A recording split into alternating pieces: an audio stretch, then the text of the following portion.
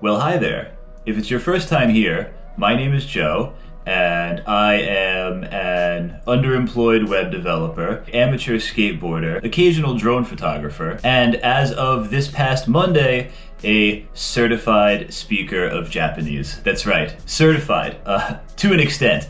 I passed the JLPT N3, which is the standardized test for Japanese speaking ability, with 5 levels in total, N5 being the most basic comprehension, and N1 being as close to fluent as you can get. So while some people say that 3 is like the halfway point to fluency, not really. It just is like, I would say it's beyond survival, but not super comfortable just yet. I would say it's like the bare minimum you would need to be calling yourself conversational.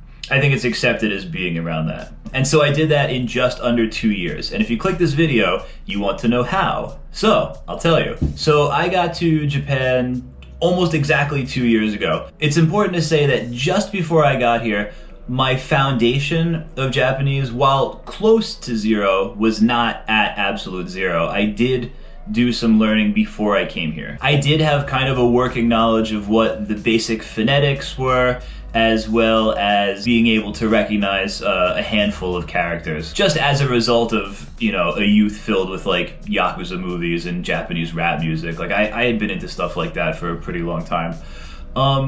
Never was a big anime guy, to be honest, but from what I've seen, people who really are like heavy into anime can actually come out of the gate like a lot stronger than me or somebody who's not. I do think that could be helpful, just, you know, so long as you don't start talking like a voice actor, like all weird and dramatic, fluffy, flowery language and what have you. So that being said, what I think is the absolute best resource for getting one's feet wet and how I got started was a series from the late 90s that was a Georgia public broadcasting show, and it's called Irasshai, hosted by this wonderful man, Tim Cook, who you will come to know and love as Tim Sensei. And the way the show is set up is kind of brilliant too, because they have like a panel of students who are starting from zero as well, and it kind of simulates that classroom environment, and you'll hear them make mistakes and you'll kind of learn along with them. It's really cool. I really like it. And as of pretty recently,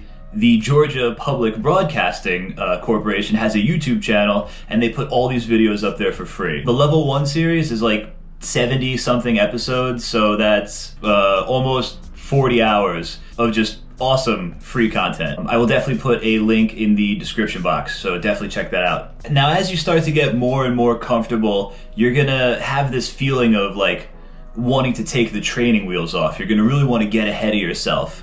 Especially in the earlier stages. You know, like there's going to be a lot of stuff that you want to say, that you want to learn how to say, that's not necessarily going to be in your curriculum. And I don't think that's a bad thing. However, there is, I guess, a slight risk of discouragement if you, for example, try and grasp like a really high level grammar point in which every little piece of it is something that you've never ever seen before. I did that a couple times in the beginning, you know, just flipping through textbooks that were way more advanced than I was ready for, and looking at it, I was kind of like, oh, I'm never going to be able to do this. This is a fool's errand. So I would say don't get discouraged by that. The dots will connect later as they do. But if you just want to add to your vocabulary, I mean, by all means do that. Just like look, if you want to know a word, just like look up a word. I'll talk about this more a little bit later, but probably the best piece of advice that I ever got was the concept of learn what you want to learn. And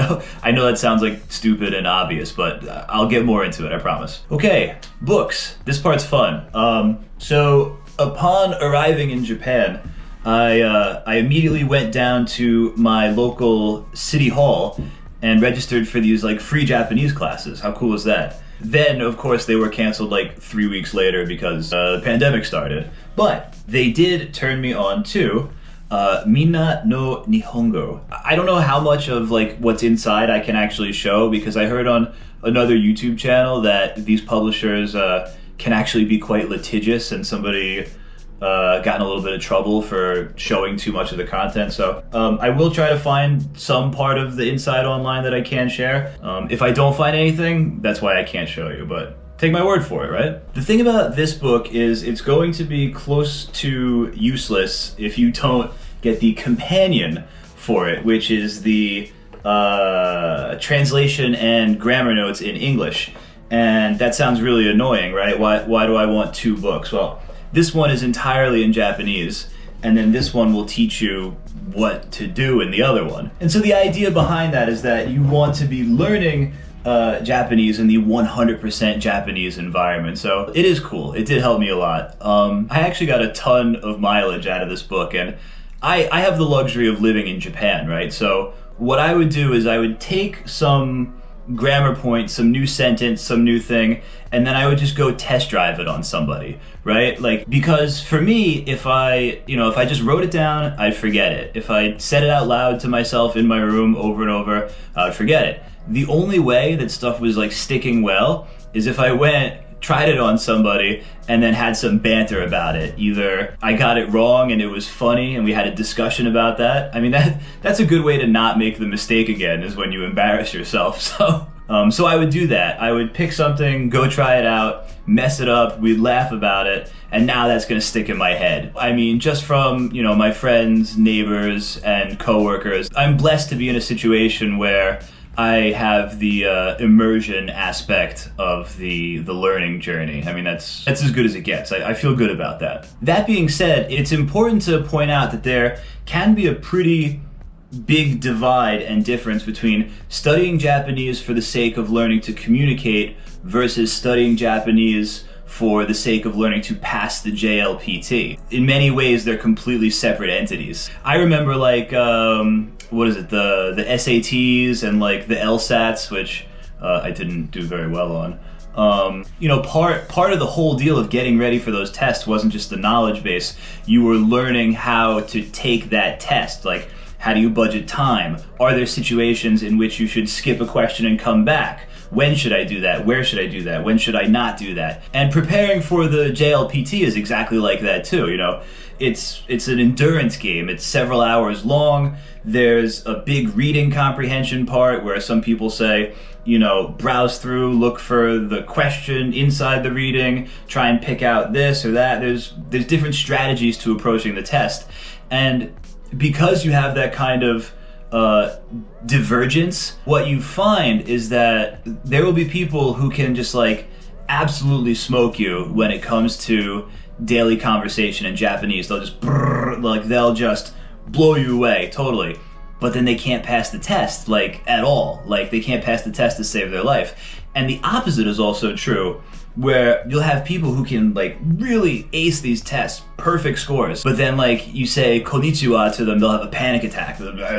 So that's something to keep in mind as you prepare for the test, which leads me to books that are specifically designed for the test. And I love this guy right here, the Nihongo 500. This is my little buddy here for a while. 500 questions, kanji, vocabulary, grammar, and this is just like, this is your daily carry. Pop this guy open on the train, lunchtime, whenever you have a few minutes.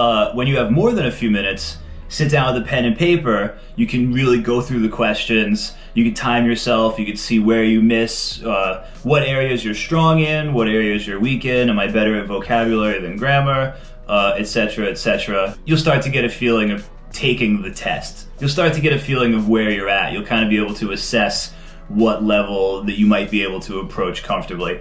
And the cool thing about this one is all the answers and explanations are in there in English, so you don't need a companion book like this other guy. And there's one more. The same company makes a vocabulary booster here. This is the Tango 2000. Oh, and before I talk about this one, something I want to say about both of these books is that they have these example sentences in them, and while of course correct and grammatically correct and everything, outside of the context of the books, they are quite humorous. So when you share these sentences with your Japanese friends, you'd probably get a funny reaction. At least I feel like I did, or perhaps they weren't funny at all and they were just being polite. There's always the possibility of that as well. The test questions one, I worked the whole way through, pen and paper, did the tests. probably the whole book 3 times, and I retained a decent amount of it like that, whereas the vocabulary one, this one was completely passive for me. This was just on the train, kind of flipped through it here and there, and even then I still got quite a bit out of it, and I'm not done with it either. Like, I'll still flip through it today whenever I have a few minutes and try and just get the vocabulary up. This is still good. These are both the N3 level. They do make them in N4, N5. I started with this one here, and it's the same system. Yeah, these are great. I like these ones a lot.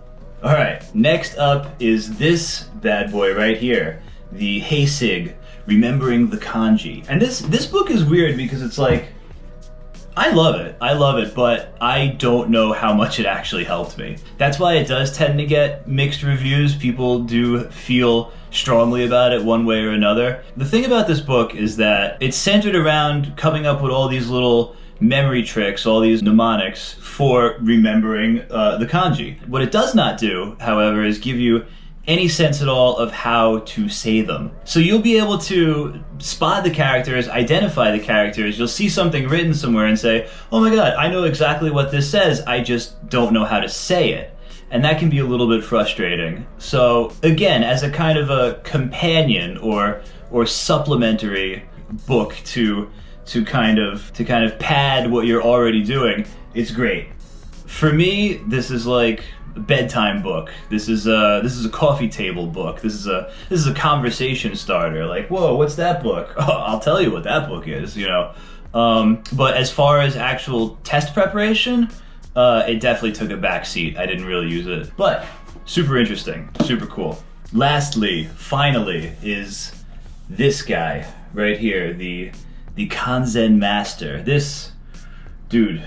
This is the heavy artillery. This is, as my drill instructor used to say, these are the big guns, Private SpongeBob. You don't get to shoot the big guns. This is brutal. This is turning on hard mode for sure. JLPT grammar, N3, and I truly believe that my passing of the test hinged on my attempt at comprehending this book, because, dude, in my opinion, and I know the test changes every year, but I felt that this is way harder than what I was actually tested on. This is training with the weight vest here. This is like Rock Lee taking off the ankle weights. I know I said I don't like anime, but that's like, everyone knows that, right? But seriously, the book is tough, but cool. It is cool. You will walk away from it like a challenging workout, like stepping out of the gym with just the tank on empty. It is a good feeling. So definitely give it a try. Definitely give all of them a try and use the links that I've provided in the description box, because they are my affiliate links, and you will support the channel, and I will love you very much for that. It's 2021. We know there should be no billionaires. Jeff Bezos, if he's gonna be the one making money off selling these books, I mean, what better way to fight back than just having him take a little off the top and throw your Uncle Joe a little taste, huh? I appreciate it. I said I would come back to this, and while I don't think that passing N3 in 2 years makes me some kind of like big brain man, I do know that it's not necessarily common outside of language school or university study. So my self-study journey has been a kind of labor of love. You know, I got to the level I'm at because I wanted to. That's what I mean when I say learn what you want to say, right? Because I found myself in these situations with friends and people where I desperately wanted to express myself to an extent that I could not, and it was maddening. It was really frustrating, and I still feel that way. Maybe even now more than ever, because, you know, I'm at the point where it's like I can get the gist of everything that's being said, and you're kind of looking for that place where you can jump into the conversation, and you're doing this dance of like, okay, I'm gonna say this, and by the time you're done practicing it in your head, like the next and you're just like kind of stepping on your own feet, and it's just like tip of the tongue, like, oh my god, like I want to say And so whenever I get in those situations, what I do is I'll have to either take out my phone, make a memo, write it, or just remember that thing that I didn't know how to say at the time, like going home and coming up with like a comeback, right? It's like that. I'll figure it out later, and then I'm like, okay, I'm not going to get in that situation again. Now I know how to say that thing that I wanted to say, and the keyword there being wanted to, right? And yeah, it is going to become a chore at some point. It is going to feel like work, but there should really always be this underlying feeling of like, I like this. I think that has to be there at the most base level. If it's purely a chore, if it's purely work, then just stop. Just don't even do it. I don't know. I think you should like it, and you should also like this video, and you should also subscribe to my channel. I won't tell you to turn the notification bell on, because that's kind of like, I don't know, like you'll come hang out if you want to. I'm not gonna chase you down. It's like, I know you're busy, like we're both living our own lives here, but do like and subscribe. That would be cool. Anyway, I do wish you the best of luck in your journey. I hope to see you in future videos. Thank you very much for stopping by, and I'll see you in the next one.